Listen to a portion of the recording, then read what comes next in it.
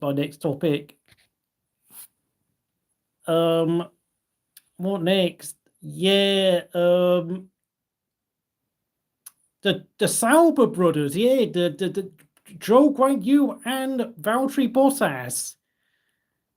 Pretty safe to say those two, or I really don't think. I mean, with news that of course Adrian Newey is leaving Red Bull, and with of course Carlos Sainz making up his decision about trying to make up his mind about where he's going to go for 2025. I mean, those two drivers are surely out of the sport, to be honest, and of course, Sauber, or Audi, should I say, also have a reserve driver academy of Zane Maloney and Theo Porcher on their test driver bench.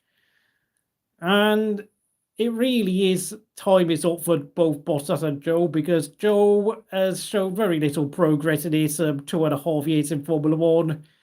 He's still getting outpaced by Bottas, and we have to remember Bottas isn't really hungry like he used to be.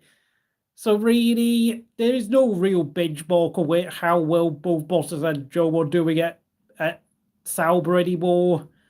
I mean, I know, the Chinese Grand Prix rolled out the red carpet for Zhou with that gold-plated stop board, even though he finished somewhere like, 15th place. Just to mark the fact that he's the first ever Chinese driver to drive a Chinese Grand Prix. But, I mean, it just felt like a massive participation trophy ceremony, I'm afraid to say. I mean, as for Bottas, I mean, is he really bothered if he leaves Formula One? I mean, he's been there for 12 years.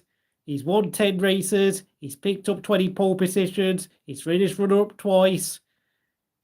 I just don't see Bottas being desperate to hang on to a seat in Formula One. He's earned his millions. I mean, he's pretty much accomplished everything he's ever wanted. Joke's on you. You will stay in Formula One as long as... Oh, Zhou will stay in Formula One as long as the money is... pays the money as needed. Yeah, but I did say that Sauber/Audi do have two reserve drivers in Zane Maloney and Theo Porcher, which of course they've spent a fair amount of money on. I mean, how long can Zhou get away with performing as badly as he's done? I mean, he's not in a situation where his dad owns the team, like of course Lance Stroll dad does with Aston Martin. I mean, in his first year, Zhou only scored 6 points, whilst Bottas scored something like 49 points. And then he scored 6 points again last year, even though, of course, I mean, Bottas' points total dropped to 10. But, I mean, you got to realise Audi are going to be taking over in 2026, so they don't necessarily need Zhou's money anymore. If you really think about it, it's not essential like it has been with Sauber, due to the fact Sauber obviously are not a factory team.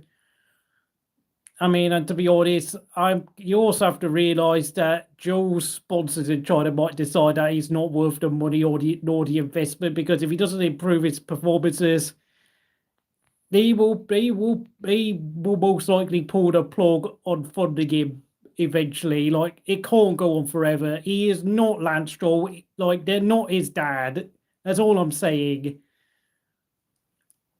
I mean, to be honest, you have to realise in 6 years of racing in Formula 2 and Formula 3, I think Zhou only won about 7 races in both series combined, and his best result was finishing third in the 2021 Formula 2 Championship, so it's not like Zhou has really done anything special in his junior career at all.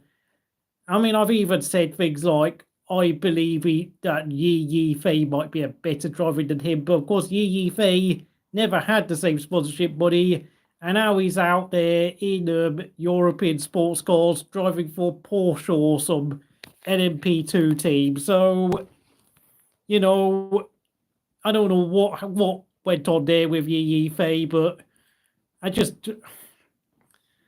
don't really know what else to say. It's just that obviously with Carlos Sainz snooping around for a drive, it makes Zhou and Bottas's positions a lot more precarious.